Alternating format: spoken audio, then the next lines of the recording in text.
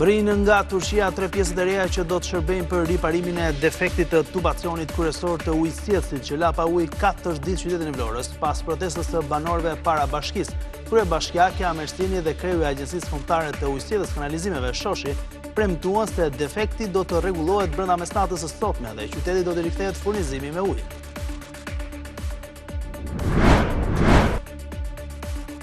Policia po heton 2 pista lidhur me vdekjen e 67 vjeçarit Hysni Meri në hyrje të pallatit ku banonte në Shkodër. Fillimisht u dyshuar për shpërthim me tritol, por në vendngjarje nuk u gjetën mbetjet e lëndës plastike. Nga ana tjetër, OSHE thotë se shpërthimi nuk ka ndodhur për shkak të kutisë së matshme në pallat, pasi sahati nuk shpërthen por shkakton zjarr.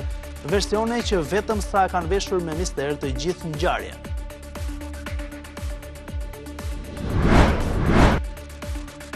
Drejtori i përgjithshëm i Policisë së Shtetit Ilir Prota shkarkon nga detyra drejtorin e Policisë Vendore të Lezhës, Altin Mena dhe 2 shefa komisariatesh, Mariglen Duçi të Dibrës dhe Besmir Dervishi të Kamzës.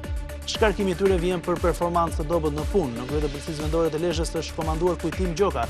Shef komisariati në Dibër emërohet Erviz Gjoshi dhe në krye të komisariatit të Kamzës, Stentilian Andreu.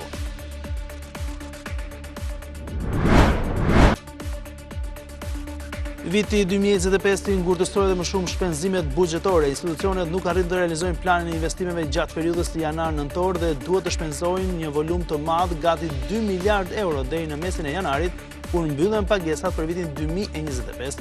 Në 11 muaj institucionet kanë mbledhur më shumë para se kanë shpenzuar përmes taksave dhe tatimeve, duke krijuar një suficit 491 milion euro.